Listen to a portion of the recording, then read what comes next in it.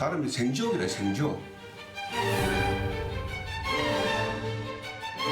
암으로 지금 죽은 사람은 10년 사이에는 한 10명 되고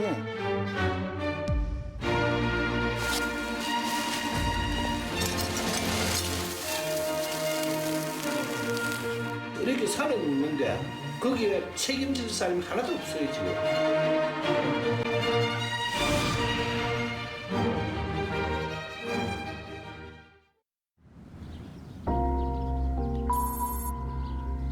청주시 북이면에 위치한 한 마을.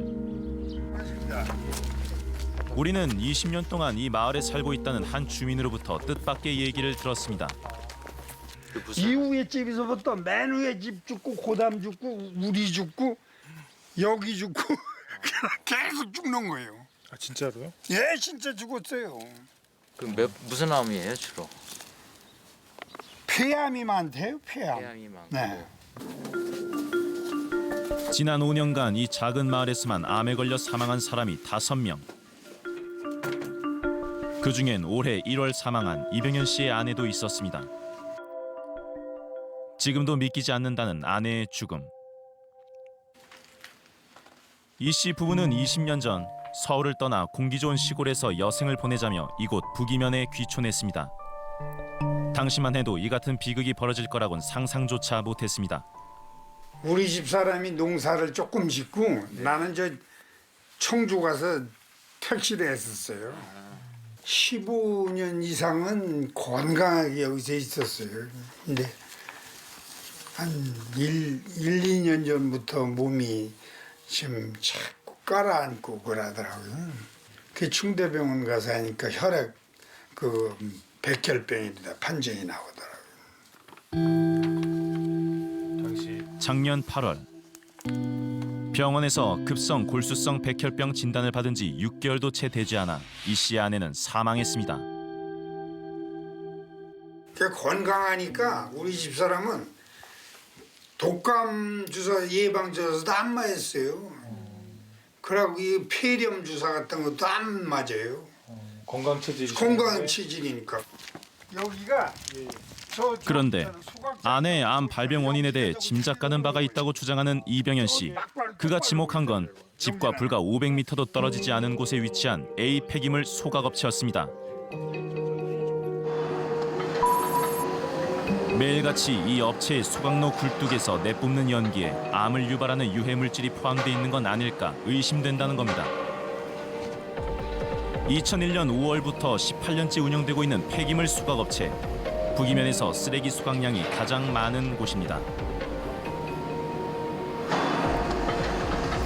그런데 이 폐기물 수거업체에 강한 의혹을 품고 있는 건 이 씨뿐만이 아닙니다. 2017년 1월 이 업체의 소각로 굴뚝에서 심상치 않은 연기가 피어나는 걸 목격했다는 연재은 씨. 저 시내에서 오다 보니까 여기가 딱 보이길래 예. 쫓아와서 저 밑에 가서 촬영을 하고 이렇게 하는데 이게 이제 이 촬영이에요. 이게 이제 당시 어떤? 이게 색깔 좀 한번 봐보세요. 이거 완전히 분홍색 연기인데요? 응. 굴뚝에서 나오는 건 정체불명의 분홍색 연기였습니다.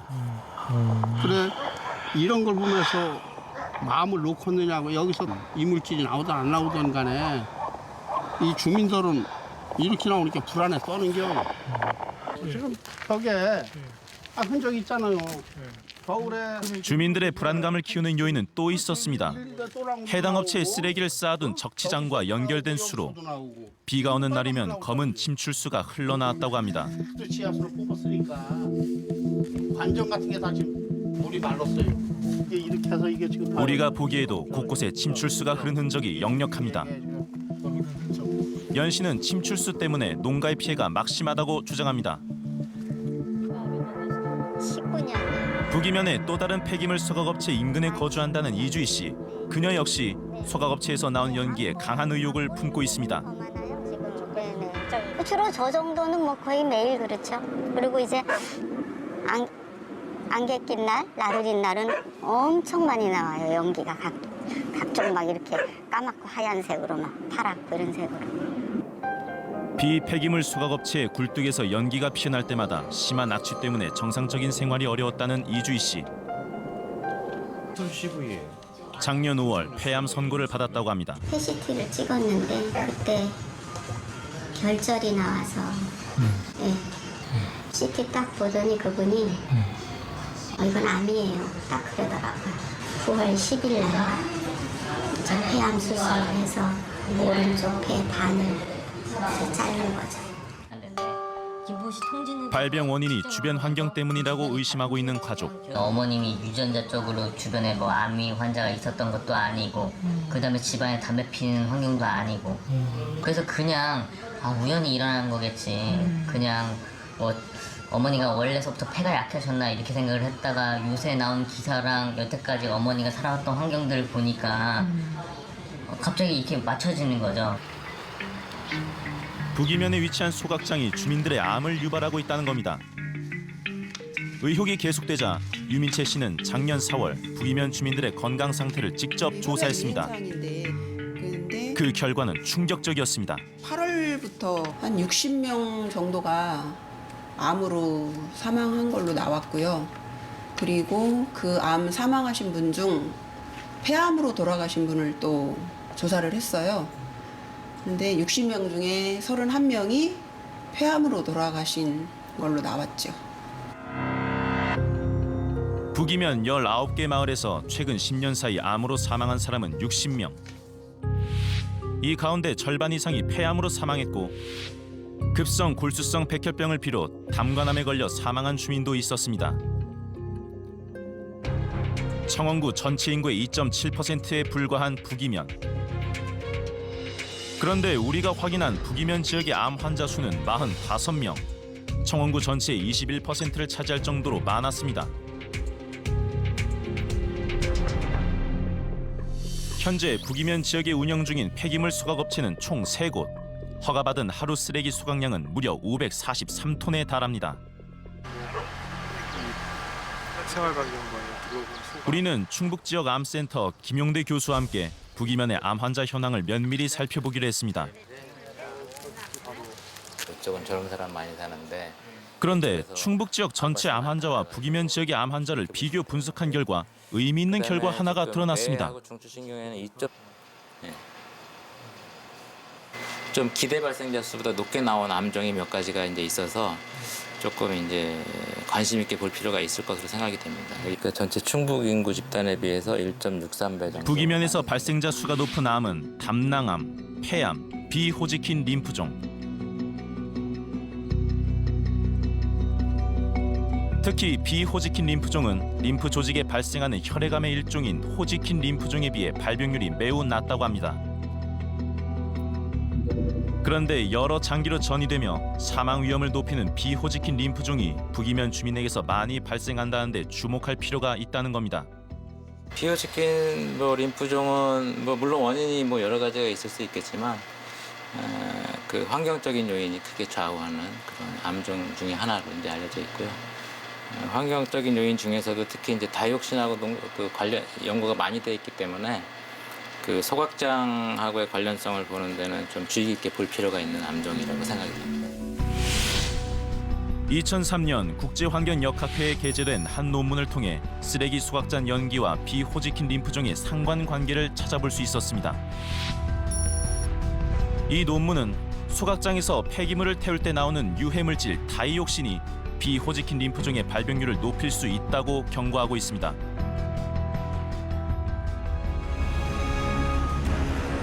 국제암연구소에서 1급 발암물질로 규정한 맹독성 유해물질 다이옥신. 북이면에 위치한 3곳의 폐기물 수각장 중 다이옥신이 배출되는 곳이 있는 걸까? 그런데 실제로 2년 전 환경부와 검찰의 합동 단속 결과 A 폐기물 수거업체가 다이옥신을 배출 허용 기준치보다 5.5배 초과 배출한 사실이 드러났습니다. 그러니까 2007년도에도 이제 다이옥신 과다 배출로 2배 정도 다이옥신 이제 초과 배출이 됐었고, 2017년도에도 5.5배 다이옥신이 초과 배출된 거예요. 그래서 아마 다이옥신이 그 동안에 계속 초과 배출됐을 거라고 사람들은 생각을 하는 거죠. 2001년 영업을 시작한 이후 지금까지 2차례나 다이옥신을 초과 배출한 A 폐기물 수거업체. 주민들의 우려가 더 클 수밖에 없습니다. 다이옥신이 5.5배가 검출됐다니까 더 불안하죠. 그럼 뭐 저희들이야 이걸 촌놈들이 뭐 이거 측정할 줄 알아. 이걸 뭘 할 줄 알아요. 다이옥신이 검출된다니까 우리는 더더욱 불안하지요. 예를 들어 남동지를 태우는데 수청한다 그러면 걔들이 나는 분이 태워줍니까? 안 태우지? 그건 일반 상식이잖아. 근데 상식에 벗어난 짓을 하고 있다. 18년 동안 다이옥신이 단 2차례만 초과 배출된 것이 오히려 의심스럽다는 주민들. 전직 수각업체 직원의 얘기를 들어봤습니다. 그 측정 나올 때 얘는 깨끗한 나무만 굴러다가 쌓아놓고 주변 청소 깨끗이 하고 태우는 거 봤잖아요. 우리 저 유리섬유리 뭐 탈 수 있는 건 다 소각장에서 다 태웠죠. 다 집어넣지. 다 집어넣죠. 평상시대로는 아까 저런 거 저 사진에 보면은 저런 거 다 태우는 거예요 그냥. 그래놓고서 이제 검사 때는 이제 그거 다이옥신 같은 거 안 나오는 것만. 만반의 준비를 네. 앞두고서. 그래도 불법으로 걸리는 거 보세요. 그러면 불법으로 걸렸는데 그거 진짜 안 걸린 게 어마어마할 텐데, 예? 그렇게 해도 걸리는데. 그렇네요. 그러니까 이 정석적으로 폐기물 회사가 했으면 돈을 이렇게 어떻게 보냐고요.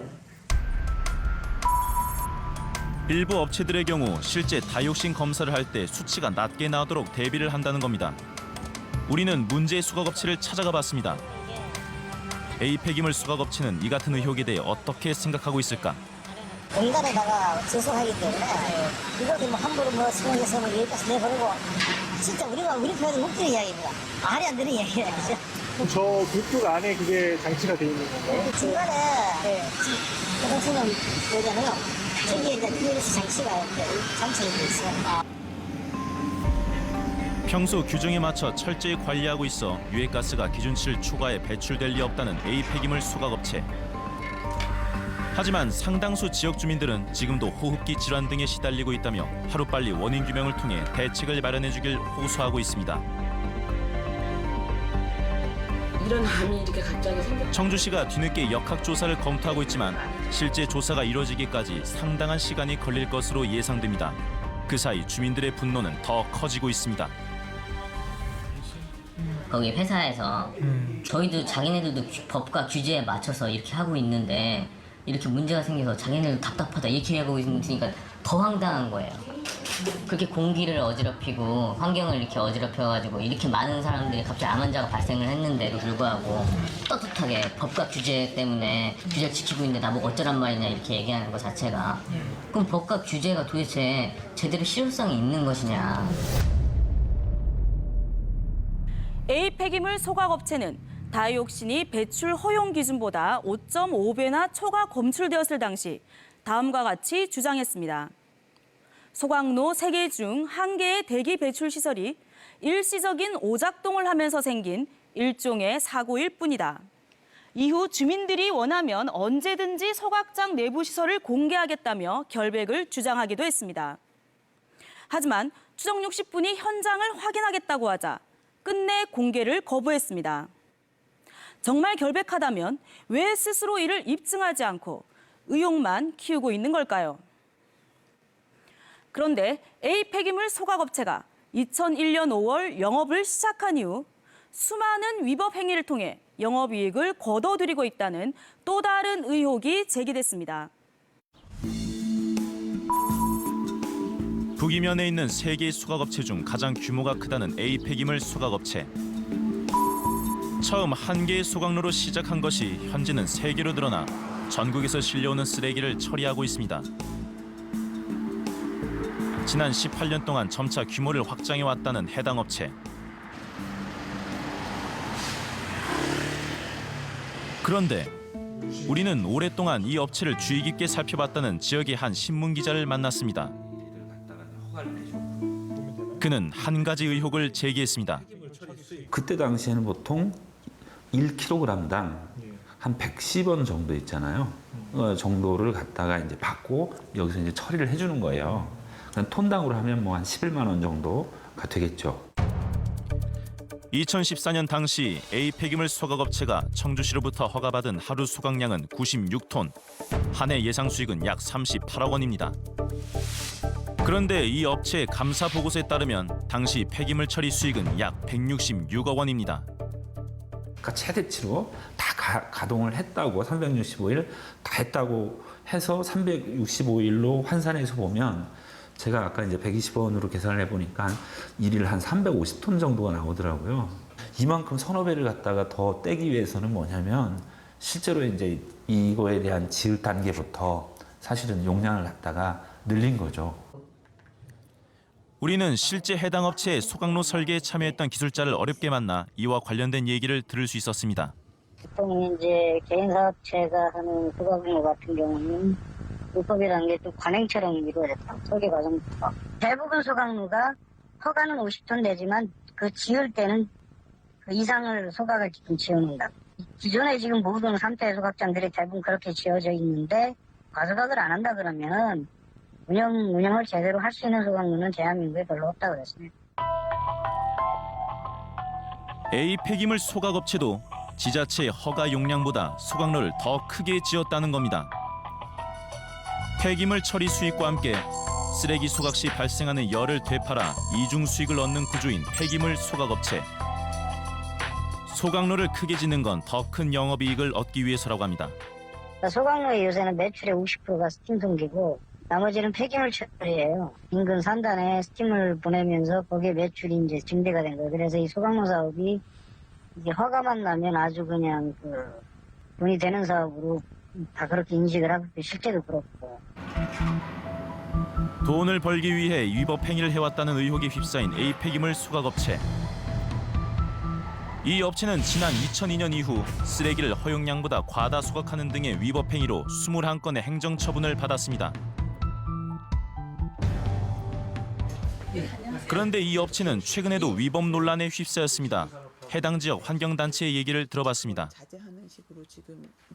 지금까지 계속 이런 과다소각이라든지 뭐 어떤 법적 위반 사항으로 인해서 행정처분도 계속 받았는데도 불구하고 지금 이제 또 그래서 이제 청주시가 지금 허가 취소를 했는데 거기에 지금 대응해서 또 소송을 진행 중인 거고요.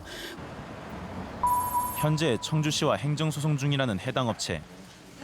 시청 관계자를 찾아가 자세한 상황에 대해 물어봤습니다. 이 업체가 청주시에 행정소송을 건 이유는 지난 2017년 해당 업체에 내린 사업허가 취소 처분 때문이었습니다. 폐기물 소각시설 같은 경우에 허가받은 용량보다 30% 이상을 하게 될 경우에는 변경허가를 받아야 되는 거거든요. 그 경우에 만약에 변경허가를 받아야 되는데 받지 않았다라고 하면 영업정지 6개월이에요. 그 다음에 처벌을 받은 이후에 또 1년 이내에 같은 위반이 있다라고 하면 이제 허가 취소. A 폐기물 소각업체는 이 행정처분이 부당하다며 청주시를 상대로 사업허가 취소 처분을 취소해달라는 행정소송을 제기했습니다. 청주시에 따르면 이 업체가 소각로의 용량을 변경하겠다는 허가를 받지 않고 증설했다가 2차례 적발됐다는 겁니다. 하지만 A 폐기물 소각업체의 주장은 달랐습니다. 한 번의 소각로 증설은 인정하지만 다른 한 번은 허용량보다 쓰레기를 많이 소각한 것뿐이기 때문에 사업허가 취소 처분이 과하다는 겁니다. 잘못한 건 맞고 폐기물관리법 위반도 맞다. 다만 변경허가가 아니라 과다소각인 다른 조항 위반이다. 결국 행정처분 취소 1심 판결에서 A 폐기물 소각업체의 손을 들어준 법원. 청주시가 곧바로 항소하면서 현재 2심 재판이 진행 중입니다. 그런데 2심 최종 변론을 일주일 앞둔 지난달 21일. 만나 뵙고 싶다. 무슨 얘기를 하려는지는 뭐 짐작하시는 거는 없으신가요? 제가 좀 생각을 해봤는데요. 예. 재협상을 좀 하자고 하지 않을까. 북이면 주민 대표에게 만남을 제안했다는 해당 업체. 우리는 주민 대표의 도움을 얻어 그들의 만남을 지켜볼 수 있었습니다.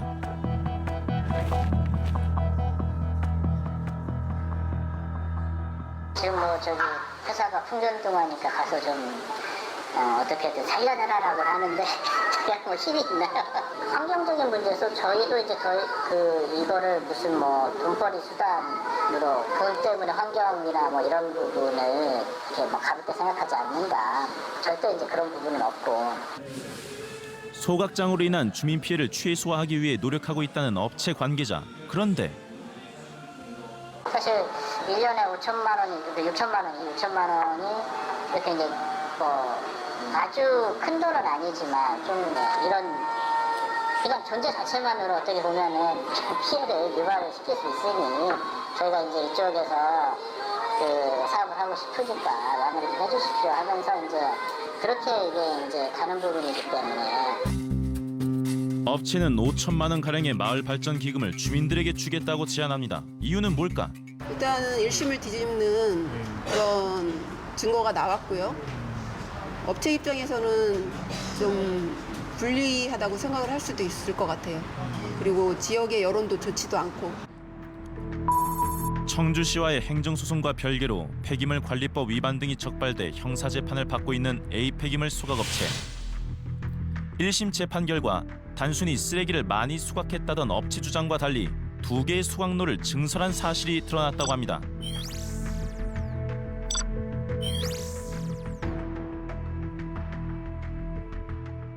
(1월 10일) 날 그 산업의 과다 소각하고 다이옥신 문제로 서울 동부지법에서 이제 재판이 이루어졌는데 그 판결문에도 이 문제가 나타났어요. 2호기의 경우 2006년도에 3톤을 인허가로 해서 신청을 했는데 실제 현장에 설치된 건 4톤짜리가 설치된 거고 2016년도에 1호기를 증설하면서 이제 4.5톤으로 인허가를 받아놓고 실제 현장에는 6.8톤을 설치를 한 거예요. 업체 측이 행정소송에서 패소해 사업 허가가 취소될 것을 우려해 주민들을 회유하려 한 것은 아닐까. 우리는 해당 소각업체의 입장을 들어보기로 했습니다.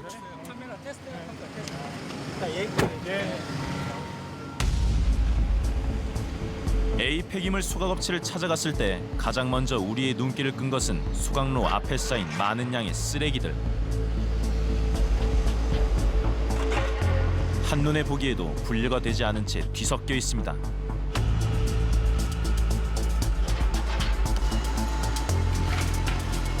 컨베이어 벨트에서는 쓰레기를 소각하고 남은 재가 쉴 새 없이 나오고 있습니다.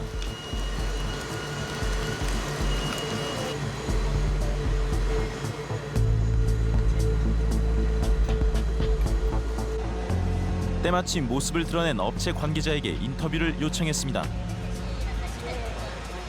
저희가 이제 인사이동도 그래가지고 지금 저희가 인터뷰가 오늘 힘들 것 같아요. 죄송한데 만약에 하더라도 그 전화 인터뷰로 오늘은 좀 부탁을 좀 드리고. 이틀 뒤 A 폐기물 소각업체와 통화를 할 수 있었습니다. 과다 소각하는 게 사실은 수익 때문에 그런 거 아닌가요, 사실은? 그만큼 우리가 수익을 더 얻었다라고 이제 말씀하시면은 거기에 대해서 저희가 뭐 그건 아니다라고 할 수는 없지만 실제로 보면은 저희가 그런 어떤 악성 물질들이라든가 이런 것들이 들어오면서 저희도 소각제라든가 이런 것들을 다 처리를 해야 되거든요. 그 1호기는 4.5톤 변경 허가를 받아놓고 실제 설계했을 때 6.8톤, 2호기는 3톤인데 4톤, 그죠? 시설에 변경이 있었다거나 뭐 그런 건 전혀 없고 소송이기 때문에 저희가 이제 뭐 잘돼서 잘못됐다라는 거를 지금 밝히는 것보다는 항소심 그 결과를 좀 봐주시면은 좋을 것 같습니다.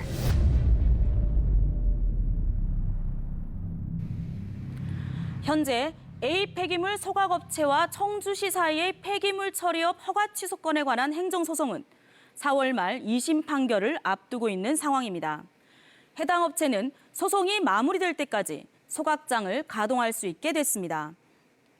암의 공포와 악취 등의 고통에서 벗어나길 기대했던 주민들은 또다시 법원의 판결을 기다려야 하는 갑갑한 상황에 놓여 있습니다. 추석 60분은 주민들의 피해를 최소화하기 위해서라도 사법당국이 공정하고도 신속한 판결을 내려주길 촉구하는 바입니다. 과거 삼천리 금수강산이라 불리던 한반도. 이제는 쓰레기 강산이라 불릴 만큼 심각한 쓰레기난을 겪고 있습니다. 그 원인 중 하나로 폐기물 관련 업체의 도덕적 해이가 손꼽히고 있습니다.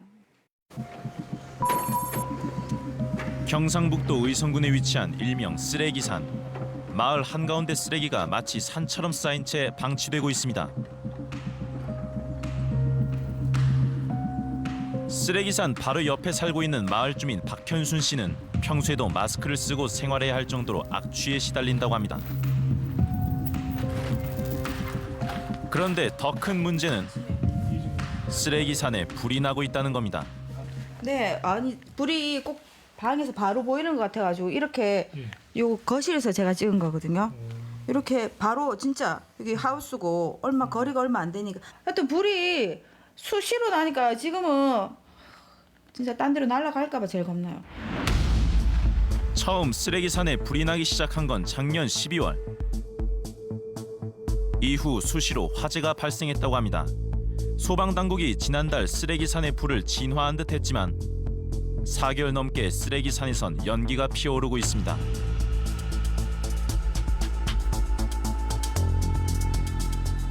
우리는 마을 논밭 가까이에 자리한 거대한 쓰레기산을 직접 살펴보기로 했습니다. 17만 톤가량의 쓰레기가 쌓여 그 높이만 해도 10여 미터에 달할 정도. 쓰레기 더미에선 연기가 피어오르고 있었습니다. 불길이 일지 않도록 소방관들이 매일 물을 뿌려야 하는 상황. 무슨 작업하고 내려오신 거예요? 아, 이거 지금 물 적히고 있거든요. 예? 물. 여기 안에 속에 불이 있거든요. 예. 그래 이제 포크레에 들이가지고 예. 그 물을 뿌려줘야 되는 거야, 일단. 아, 왜요? 안 그러면 불이 나거든. 더 가까이 다가가 쓰레기산을 자세히 관찰해 보기로 했습니다. 플라스틱과 고무 타이어, 생활 쓰레기까지 온갖 쓰레기가 마구 뒤섞인 상태. 쓰레기 더미를 걷어내고 그 속을 들여다봤습니다. 불을 끄려고 뿌린 물이 금세 데워져 마치 온천처럼 김이 피어오르고 있었습니다.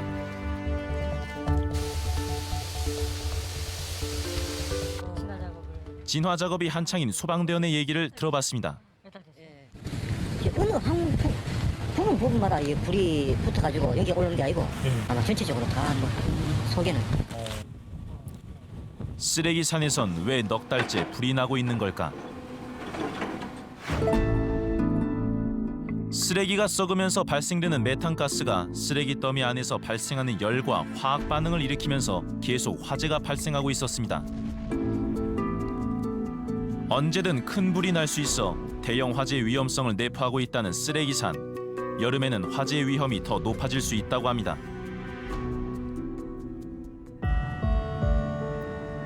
그 때문에 마을 주민들은 불안감에 시달리고 있었습니다.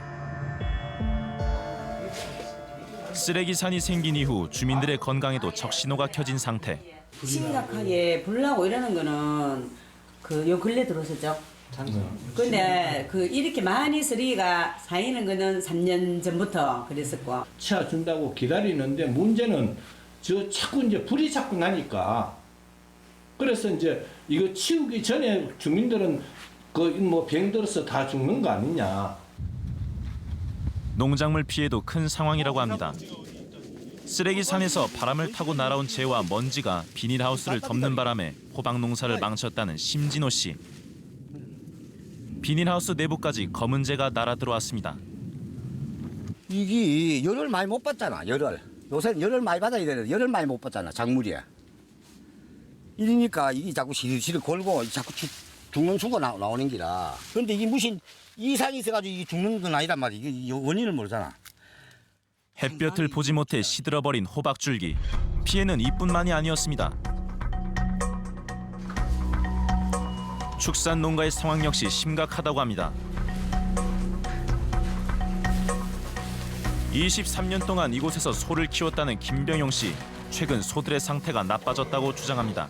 이쪽에는 암소인데 암소들의 수정이 잘 안 들어가고 그리고 또 유산이 많이 되고 그리고 여기는 전부 다 비육인데 비육들이 등급이 안 나와요. 등급이. 불과 2년 전만 해도 최고 A등급 한우만 길러냈다는 김 씨. 이제 B등급을 받기도 어렵게 된 건 쓰레기산의 연기 때문이라고 합니다. 아침에 나오면 나도 기침이 나고 냄새가 너무 매캐해. 너무 매캐하고 이 주위에는 기압이 낮은 날은 이 일대에 전부 다 냄새가 납니다. 지난 2월 주민들이 직접 촬영한 영상을 보면 뿌연 연기가 마을을 뒤덮고 있다는 걸 확인할 수 있습니다. 쓰레기 더미에서 뿜어져 나오는 연기였습니다.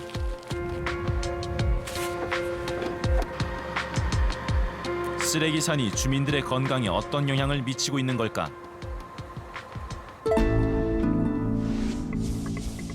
우리는 한양대 대기환경연구팀과 함께 쓰레기산에서 나오는 연기를 포집.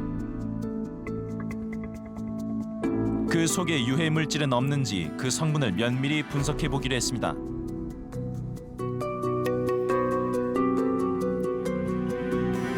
그 결과는 충격적이었습니다.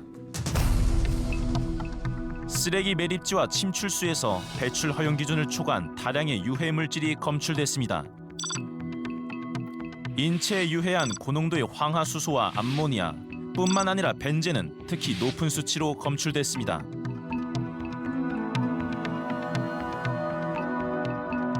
벤젠과 같이 그 1급 발암물질로 알려진 이런 성분들도 일반 공기에서 뭐 거의 한 0.1 ppb 수준, 그러니까 1 ppb를 넘기가 쉽지 않은데 이 매립지의 뭐 침출수라든가 이런 데서는 한 30 ppb가 넘는 수준, 거의 상당히 오염이 심각한 상태라는 걸 확인할 수 있습니다. 국제암연구소가 1급 발암물질로 규정할 정도로 인체에 치명적인 독성을 가지고 있는 벤젠. 그런데 쓰레기산에서 일반 대기 수치에 비해 무려 30배가 넘는 벤젠이 검출됐다는 겁니다. 벤젠이 지속적으로 노출되어지면 그것이 이제 줄기암을 일으키거나 또는 빈혈 발생을 유발할 수 있는 형태이기 때문에 벤젠은 특별히 보면은 지역 주민들에 노출되지 않도록 관리해야 됩니다. 하루빨리 쓰레기산을 치워야 하는 상황. 주민들은 한 폐기물 처리업체가 쓰레기를 방치하는 바람에 이 같은 문제가 생겼다고 주장합니다. 해당 폐기물 처리업체를 찾아가 봤습니다. 엄청난 수익을 벌어갔다고 보고 있어요, 지금. 네, 어떻게 보면 피해자라고 볼 수 있죠. 저희들. 피해자죠? 피해자죠. 지금 여기 현장에 지금 들어가는 돈이 저희들은 지금 자체 자금으로 다 해결하고 있는데 처음에 이 전 사업자가 저희들한테 먼저 접근했었어요. 제안을 했었어요. 쓰레기산이 있는 줄도 모르고 땅을 매입했다는 해당 업체. 대체 누가 쓰레기산을 만든 것일까? 해당 부지의 토지 대장을 확인해 본 결과 지금까지 총 4차례에 걸쳐 땅 주인이 바뀌었다는 걸 알 수 있습니다. 우리는 이 땅의 첫 소유자를 만나보기로 했습니다. 수소문 끝에 만난 박 씨. 그는 쓰레기산에 대해 알고 있을까? 매입을 처음 하셨다고? 내가 할 때는 폐목을 했지. 나무 이거. 99년도에 해가지고. 예. 뭐 잠깐 하다 채웠죠. 한 3, 4년 했나? 자신은 폐목 사업을 했을 뿐 쓰레기산에 쌓여있는 생활 폐기물과는 관련이 없다는 박 씨. 하면서 이제 지금 저 문제되는 적이 들어왔죠. 이 생활 폐기물 쪽은. 그 전에는 그런 게 없었어요? 그런 게 없지. 그럼 그전에는 폐목으로만 했습니다. 그는 문제의 쓰레기산을 만든 이가 3번째 땅 소유주인 김 씨일 거라 추정합니다. 우리는 과거 김 씨와 일을 했었다는 폐기물 운반업자로부터 비슷한 얘기를 들을 수 있었습니다. 김 씨가 불과 3년 사이 현재의 쓰레기산을 만들었다는 겁니다. 이득을 취하고자 한 거는 그렇죠. 뭐 확실한 거죠. 삼척 동자도 다 알죠. 그거는 뭐 25톤 카고차가 25톤 예. 예. 하루에 몇 대나 들어? 10대에서 20대 이상. 그러면 한 차당 자 보통 실으면 20톤씩 실려요. 그러면 10만 원, 200만 원입니다. 그러니까 한 트럭 들어오면 200만 원씩. 그렇죠. 예. 그게 뭐 하루에 아까 20대, 뭐 많게는 뭐 30대 조금 안 들어. 그럼 막 4천만 원, 5천만 원. 그렇죠. 쓰레기 산에 약 17만 톤의 쓰레기가 쌓여 있다는 걸 감안하면 김 씨가 취했을 예상 수익은 무려 170억여 원에 달합니다. 김 씨에 대한 의혹은 모두 사실일까? 그가 살고 있다는 마을을 직접 찾아가 봤습니다. 혹시 김 씨라고 찾아왔는데 혹시 아시나요? 여기 근처에 사시는 거 맞아요? 예. 어느 집이에요 혹시? 여기. 수소문 끝에 김 씨의 집을 찾을 수 있었습니다. 안녕하세요. 김 씨는 생활 폐기물을 쌓아 쓰레기산을 만들었다는 사실은 인정합니다. 지금 주민들 피해가 막심한데 그 책임은 느끼시지 않나요? 저 책임 느끼고 있지 않습니까? 그러면 좀 그러니까 좀 치워야 될 거 아닙니까? 그냥 놔두면 될 일이 아니잖아요. 그래서 힘은 없지만은 되는 때까지는 내가 허브적거리겠다 이 말. 내가 예를 들어 오늘 100만 원 벌으면 100만 원치 치우겠다 그지 난. 돈이 있으시잖아요. 지금 현재는 없습니다. 아니 그동안 벌어들이신 돈이 저렇게 그래. 쌓아놓는 만큼 수익이 생긴 거잖아요. PD님 말씀을 그렇게 하시면 저는 할 말이 없다고 말씀드렸잖아요. 단순하게 생각했을 그거는 때, 예. 나중에 말씀을 드릴게 더 이상은 할 말이 없으면 아니, 뭐 단순하게 생각을 우리 했을 때. 커피도 쓰레기 처리 비용이 없어 17만 톤에 달하는 쓰레기산을 당장 치우기는 힘들다는 겁니다. 불법을 저지르면 안 되죠. 먹고 사는 건 뭐 다 하는 거죠. 그러니까 PD님 그렇게 말씀하시면요. 대한민국에 발디고 댕긴 사람은 조금이라도 이만큼도 불법 안 저지른 사람은 없습니다. 아니죠. 그건 맞는데 그걸 다 나중에 내가 이 말씀하고 나면 나중에 법정에서 다 말씀드릴게요. 김 씨는 횡령 의혹 등으로 현재 검경 합동 수사를 받고 있습니다. 만약 김 씨가 끝까지 책임을 회피한다면 그 피해는 주민들이 감당해야 하는 상황이 되어버렸습니다. 여전히 꺼지지 않는 쓰레기산에 불을 볼 때마다 답답한 마음을 감출 수 없다는 주민들. 그들은 지자체의 허술한 대응에도 문제가 있다고 지적합니다. 쓰레기산을 치워달라고 민원을 넣은 적이 한두 번이 아니라는 겁니다. 그전에는 우리가 뭐 별짓을 다 했습니다. 군수실, 민원도 넣고 군수실에도 찾아가고 많이 했었어요. 근데 그럼 조치를 하잖아요 보통. 아무런 조치가 없었으니까 이제 답답해서 가는 거지 우리가. 해당 군청은 왜 주민들의 민원에 적극적으로 대응하지 않았던 걸까? 군청 관계자의 입장을 들어봤습니다. 저희들은 이제 그 위반 사항에 대해서 행정 처분을 계속하고 행정 처분에 대해서 업체는 또 행정 소송을 계속 대응을 하면서 그 영업을 유지를 하다 보니까 폐기물은 계속 반입되고 그런 상황이 좀 반복이 됐었습니다. 위법 행위가 적발될 때마다 20여 차례나 행정 처분을 해왔다는 해당 군청. 하지만 김 씨는 법망을 피해가며 영업을 계속했다고 합니다. 이것과 관련된 형사처벌 규정은 제가 봤을 때는 없는 것 같고 과태료 규정, 과태료도 그 종류에 따라서 1,000만 원 또는 300만 원 이하의 과태료에 처해지게 되는데 이것은 지금 현실에 봤을 때는 상당히 미미한 거죠. 허용 보관량 이상으로 쓰레기가 계속 쌓여가는데도 쓰레기를 계속 받으면 영업 정지 때리고 제가 볼 때 공권력 동원해서 사업장 강제 폐쇄시켜줘야 돼요. 좀 더 강력한 조치. 그렇죠. 행정소송으로 이걸 못하게끔 쓰레기 처리와 관련해서는. 지난 3월 3일 CNN에서도 불법 쓰레기 17만 톤이 농지를 뒤덮었다며 경북 의성에 방치된 쓰레기산 문제를 집중 보도했습니다. 국제적 망신이 아닐 수 없습니다. 경북 의성의 쓰레기산 17만 톤을 치우려면 500억이 넘는 혈세가 투입되어야 한다고 합니다. 업체의 무책임으로 인한 피해가 고스란히 국민의 책임으로 돌아온 셈입니다. 일부 폐기물 관련 업체가 쓰레기를 방치하는 이유는 과거 1톤당 약 6만 원이던 쓰레기 처리 비용이 현재 26만 원 가량으로 크게 급등했기 때문이라고 합니다. 그런데 더 큰 문제는 국내 폐기물 주요 수출국이던 중국이 수입 거부 조치를 하면서 폐기물 처리 업체가 불법적인 방식으로 폐기물을 동남아 등지에 파는 사태가 벌어지고 있다는 겁니다. 지난해 11월 필리핀 마닐라 관세청 앞. 아침부터 필리핀 시민들이 모여 시위를 하기 시작했습니다. 한국에서 필리핀으로 수출해 민다나오 섬에 쌓여있는 쓰레기 6,300ton을 다시 한국으로 돌려보내라는 항의 시위였습니다. Ang mensahe namin ay una, expedite the return of the trash from South Korea.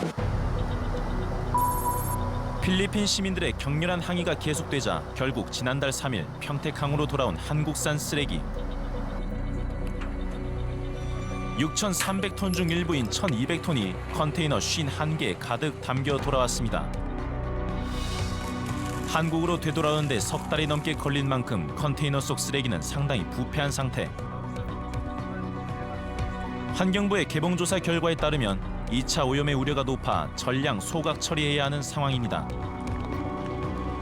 사상 초유의 국제적인 망신을 당하고 필리핀에 수출한 쓰레기가 한국으로 돌아오기까지 무슨 일이 있었던 걸까?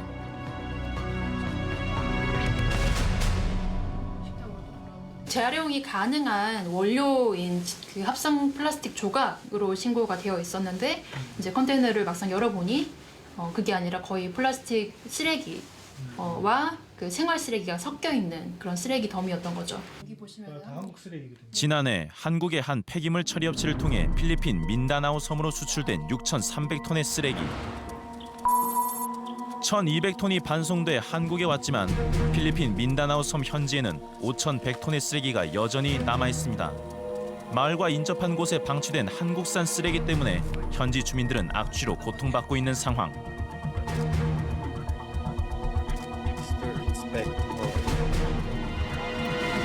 어떻게 이 쓰레기들이 재활용 폐기물로 둔갑해 필리핀에 수출될 수 있었을까? 해당 폐기물에 대해 수출 허가를 내준 한강유역 환경청을 찾아가 봤습니다. 지금 성적서상으로는 그 플라스틱 스크랩 해갖고 그 이물질도 없고 유해화학 물질 이런 것도 없는 구조로 돼 있는데 현실은 그 현무로는 안 그렇다는 얘기고. 그 전에는 왜 이거를 놓치셨죠? 그러니까 이제 그 하도 건수가 많다 보니까 이 개별 사업장 수출 신고 건에 대해 갖고는 파악을 못했습니다. 우리는 해당 쓰레기를 불법 수출한 업체를 찾아가 보기로 했습니다. 하지만 업체는 문을 굳게 닫은 상황이었습니다. 쌓여있는 우편물들로 보아 상당 기간 영업을 하지 않은 것으로 보입니다.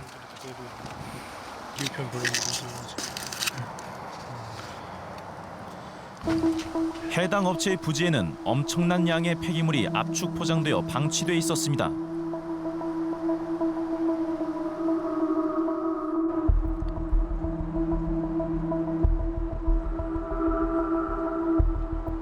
그런데 이게 다가 아니었습니다. 창고 문을 열자 그 안에도 방치돼 쌓여있는 폐기물 모두 1만여 톤이 넘는다고 합니다.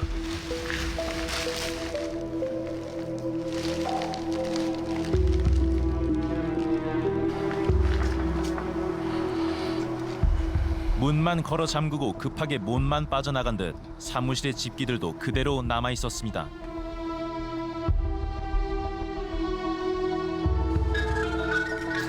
우리는 업체 대표에게 수차례 연락을 시도해봤습니다.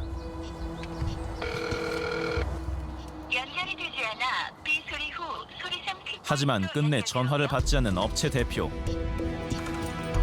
수소문 끝에 이 업체와 최근까지 일을 함께 했었다는 한 폐기물 재활용 처리 업체를 찾을 수 있었습니다.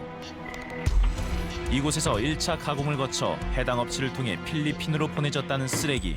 업체 측의 입장은 어떨까? 저는 중간 재활용이에요. 저는 중간 가공을 하는 거죠, 말 그대로. 저희가 수출을 하던 이런 거는 그게 없는 거예요. 공장에서 가공을 했어야 되는데 가공을 안 하고 바로 수출을 보냈다고 그래요. 원래 가공을 하게 돼 있는 거예요?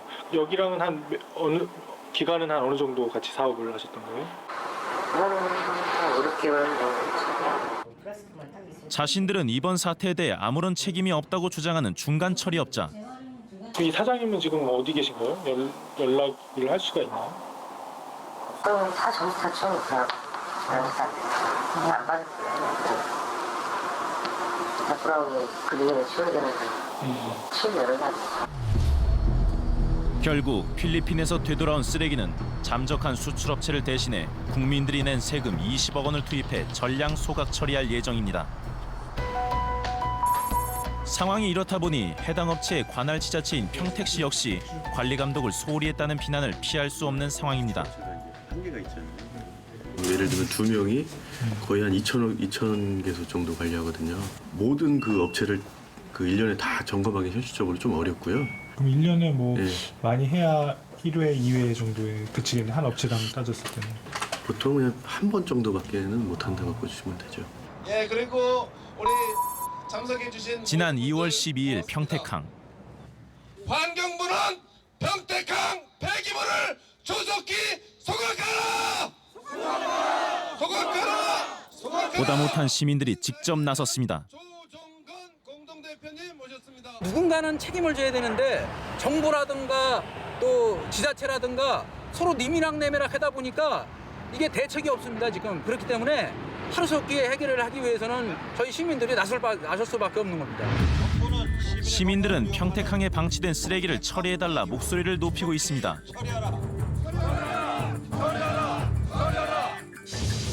그렇다면 이 문제는 어느 정부 부처가 책임을 져야 하는 걸까? 폐기물 처리업 인허가는 저희가 내주고 수출입 관련된 건 환경부에서 하잖아요. 저희도 이제 폐기물 관리법만 보다 보니까 수출입 것까지는 잘 생각을 못 하거든요. 여기는 허가를 해주고 실제 들고 나가고는 관세청에서 확인하게끔 제도가 설계가 돼 있다는 거죠. 수출 가능한 플라스틱 폐기물이냐 불가능한 플라스틱 폐기물이냐는 저희가 판단할 수가 없고요. 환경부에서 이제 그 수출 허가서를 근거로 수출 통관을 하게 된 겁니다. 정부 부처가 서로 책임을 떠넘기고 폐기물 처리업체가 영업이익에 눈이 멀어 불법을 저지르는 사이 쓰레기는 갈 곳을 잃고 쌓여만 갑니다.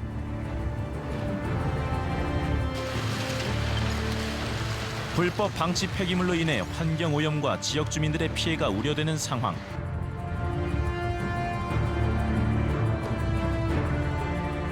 실제로 2019년 2월 환경부 발표에 따르면 현재 전국에 방치된 불법 폐기물량은 무려 120만여 톤. 결국 환경부가 불법 폐기물 대책을 발표하기에 이릅니다. 2022년까지 모든 불법 폐기물 처리를 완료하여 국민의 불편을 최소화하도록 하겠습니다. 관리 감독 강화를 위해서 좀 어떤 대책이나 좀 개선 방안이 좀 있으신지요? 현실적으로 공무원 숫자가 뭐 1명, 2명이서 뭐 그 수백 개가 넘는 업체를 관리 감독을 해야 된다고 하는데, 예. 아마 지자체 입장에 아마 현실적인 어려움이 상당히 많이 있을 것으로 생각이 됩니다. 이런 부분도 인력 정원하는 부분에 관해서는 환경부도 노력을 하겠지만 행안부를 통해서 다양한 인력이 적정한 인력이 배치돼서 우리 불법 폐기물이 적정하게 좀 처리될 수 있도록 그런 방안도 행안부와 직접 좀 많이 협의하도록 그렇게 하겠습니다. 하지만 전문가들은 환경부 대책의 실효성에 대해 의문을 제기합니다. 아니에요. 지자체는 할 수 없는 구조라고 생각하고 지자체 인력을 보강한다고 해도 힘들 거라고 생각해요, 저는. 2중, 3중의 감시망을 구축해야 된다는 거죠. 그러니까 지자체가 지도점검과 감시에서 손을 떼라는 게 아니고 지자체는 하는데 한계가 있다. 그러면은 지자체 업무를 보완해 줄 수 있는 제2의 3의 감시망이 갖춰줘야 된다는 거죠. 단순히 지자체의 지도 점검 인원만을 늘린다고 해서 해결될 문제가 아니라는 겁니다. 소각되고 매립되고 이렇게 쭉 흘러가야 되는데요. 지금 이게 맥혔어요. 맥혔다. 이게 흘러가지 못하는 상황이 됐다는 거죠. 매립장이 거의 없어요, 이제. 한 4, 5년만 사용하게 되면 매립장이 다 포화가 돼요. 사업장 폐기물에 대해서. 그럼 그 사업장 폐기물은 어디로 가야 되지? 이런, 그죠? 그런 상황이에요. 전국 120만여 톤의 불법 방치 폐기물을 처리할 시설이 부족하다는 겁니다. 우리가 만난 소각업체 관계자 역시 이 문제를 지적합니다. 제가 볼 때는 처리할 수 있다고 하지만 지금 국내에서 처리할 수는 없지는 않습니다. 그 자기들이 지금 소각할 수 있는 양이 정해져 있는데 더 소각을 해라, 처리를 해라고 정부에서 할 수 없는 상황이고 제가 볼 때 그게 더 이슈가 될 겁니다. 필리핀에서 들어온 것들을 지금 현재 있는 시설들에서는 수용하기가 쉽진 않죠. 저기 경북 의성에 막 이렇게 쌓여있는 쓰레기들 그런 것도 처리가 쉽지 않습니다. 처리하는 거. 그 받을 수 있는 업체도 없고요. 2022년까지 불법 방치 폐기물을 모두 처리하겠다는 환경부의 목표를 달성하긴 쉽지 않을 거라는 것. 전문가는 쓰레기 문제를 근본적으로 해결하기 위해선 향후 공공기관의 역할을 늘려야 한다고 주장합니다. 쓰레기나 재활용 처리에 있어가지고 민간이 담당하는 게 제가 알기로 그냥 80% 이상입니다. 그래서 기본적으로 공공에서 좀 이런 쓰레기 문제나 재활용을 처리할 수 있는 기본적인 역량을 갖추고 있어야 되거든요. 근데 지금 너무 없다는 거죠. 가급적 수익이 안 나되 그냥 처리하게 되면 환경에 영향을 주는 그런 비경제성 품목부터 공공이 처리를 해야 된다. 지금까지 우리 정부는 불법 방치된 쓰레기 처리는 지방자치단체의 업무라며 책임을 떠넘겨 왔습니다. 지자체 역시 예산과 인력이 없다며 책임을 회피하다 쓰레기 대란이라는 예고된 인재를 맡게 됐습니다. 환경부는 부랴부랴 2022년까지 전국 120만여 톤의 불법 방치 폐기물을 처리하겠다고 발표했습니다. 하지만 이는 미봉책일 뿐 근본적인 해결 방안은 아닙니다. 전문가들은 쓰레기 문제의 핵심은 매립과 소각은 최소화하고 재활용률을 최대로 올리는 정부 차원의 자원순환 대책을 마련하는 것이라고 말합니다. 큰 틀에서 본다면 재활용률이 떨어지는 쓰레기 자체를 줄여야 한다는 겁니다. 2015년 우리나라 1인당 연간 플라스틱 소비량은 약 132kg으로 세계 최대 수준입니다. 단순히 슈퍼마켓 비닐봉지 사용을 규제하는 수준을 넘어 상품 포장재를 최소화하는 등 플라스틱 소비량을 줄이기 위한 방법도 고민해야 합니다. 이제껏 우리 정부는 미래를 위한 큰 그림은 보지 않고 근시안적인 환경 대책만 내놨다고 해도 과언이 아닙니다. 크나큰 환경 재앙을 막기 위해서라도 정부는 하루빨리 종합적이고 근본적인 대책을 마련해야 할 것입니다.